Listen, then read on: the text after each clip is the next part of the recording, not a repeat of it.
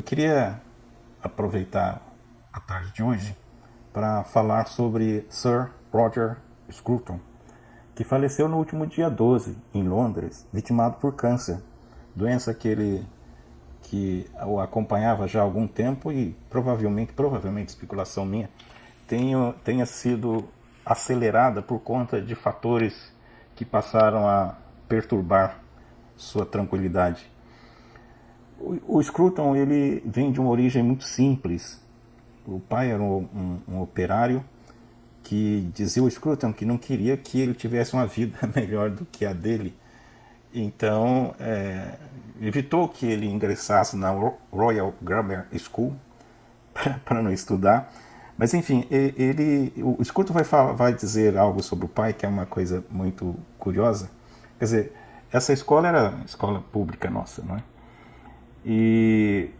Mas o pai, ele vai se dar bem na carreira militar e sai de lá, inclusive, como professor de escola pública.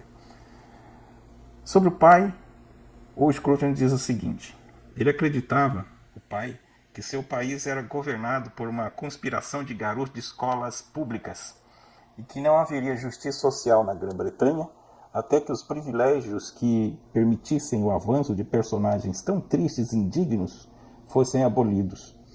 Ele viu na Câmara dos Lordes, na igreja estabelecida e na monarquia, ramos dessa conspiração de longa data e entendeu toda a nossa história em termos dela, como um confisco interminável da Inglaterra e de seus legítimos proprietários por uma classe de usurpadores privilegiados.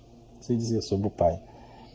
Mas, enfim, ele se tornou um dos mais proeminentes filósofos, o Scruton, da Inglaterra ou da Grã-Bretanha, a ponto de ter durante sua vida escrito 50 livros. Veja só, isso não é brincadeira, mas não escrevia. Ele escrevia sobre arte, sobre música, sobre arquitetura, sobre ética, sobre meio ambiente, um dos últimos livros dele.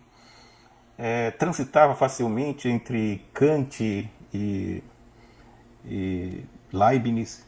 Dizia que sua inspiração vinha exatamente de Kant, principalmente, e Wittgenstein também. O Scruton é muito curioso. Ele diz que o despertar político conservador dele se deu quando ele estava no apartamento e tinha um amigo que estava muito entusiasmado com os soixante outards, aquela gente dos anos do ano 68, do mais 68, aquela turbulência toda na França. Então ele estava no apartamento, vendo a bagunça toda, e esse amigo entrou e estava esse diário muito curioso com esse amigo. Então você quer ser. O que? Perguntou o amigo. Você propõe colocar no lugar dessa burguesia a quem você menospreza e a quem você deve a liberdade e a prosperidade que lhe permitem brincar com suas barricadas de brinquedo? Que visão da França e de sua cultura o compele? E você está preparado para morrer por suas crenças ou apenas para colocar outras pessoas em risco para exibi-las? Eu era irritantemente pomposo, mas pela primeira vez na minha vida senti uma onda de raiva política, encontrando-me do outro lado das barricadas de todas as pessoas que conhecia. Ele ainda com amigos segue.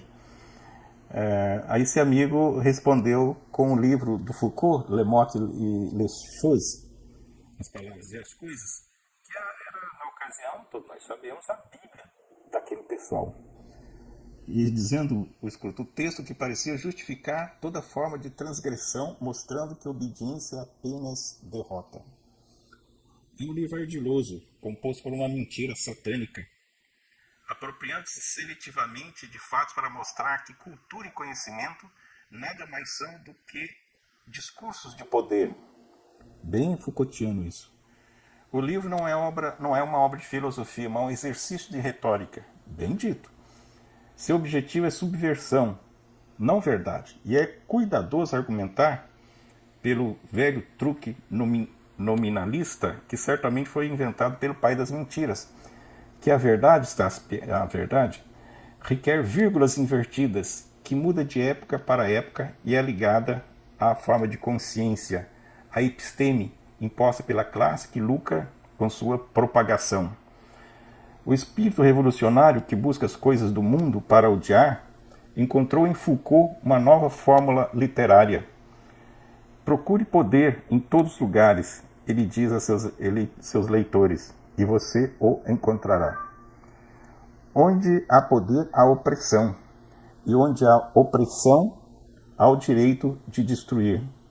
Na rua abaixo da minha janela estava a tradução dessa mensagem em ações. Veja, por conta de ideias assim. E aí, em 95, ele publicou o livro Os Pensadores, ou o Pensamento, as Ideias da Nova Esquerda. E listou uma variedade de filósofos daquela época, não poupou nem o Habermas, e ficou de fora outros tantos, porque depois ele vai incluí-los em outros textos.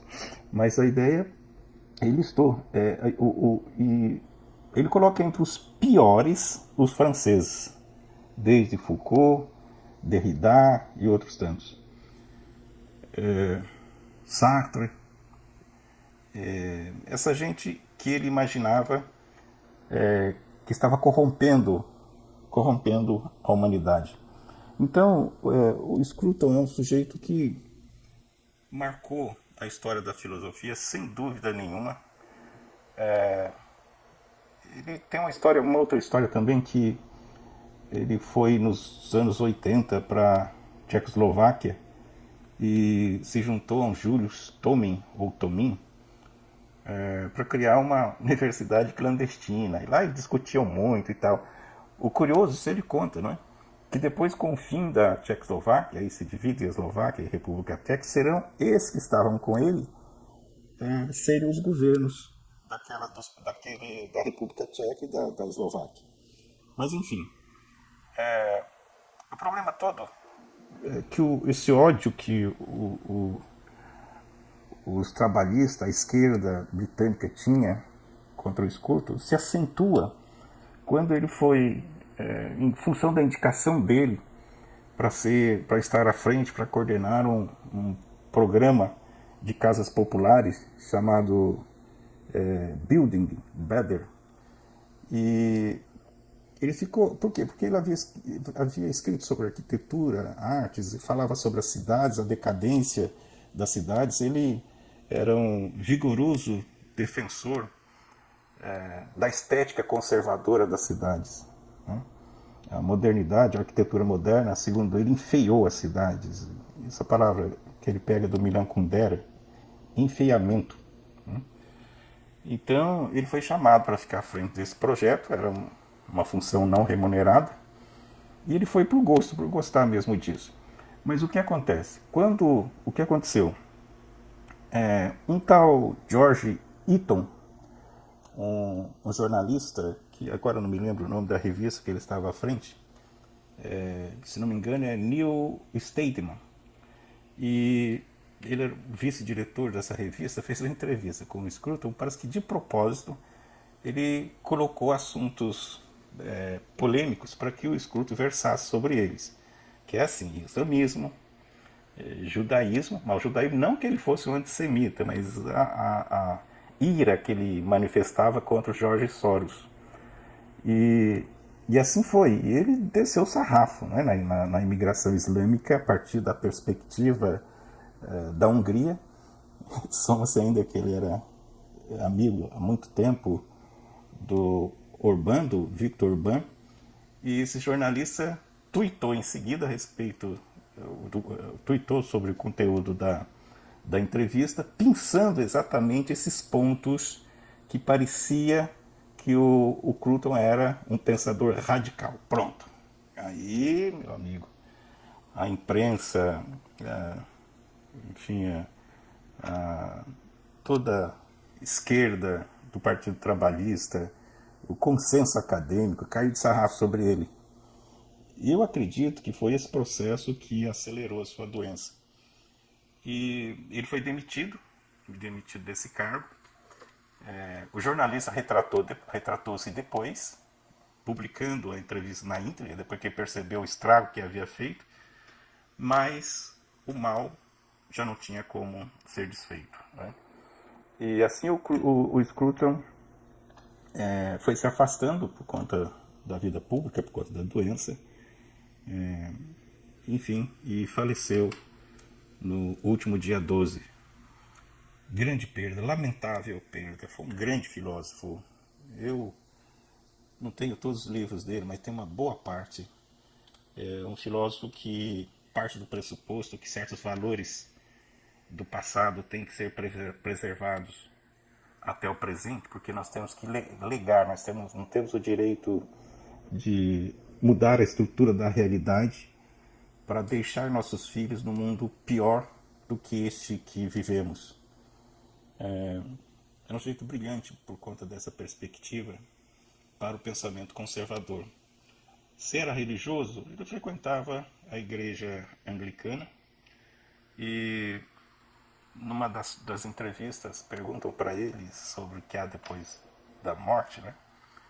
E lembrando uma obra de Wagner, Tristão e Isolda, ele diz o seguinte, que a morte é uma escuridão no qual você se depara com aquilo que você realmente é, um nada.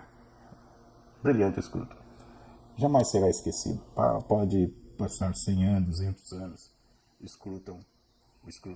Sir, ele era Sir, tinha esse título. Sir Roger Scruton. Descanse em paz.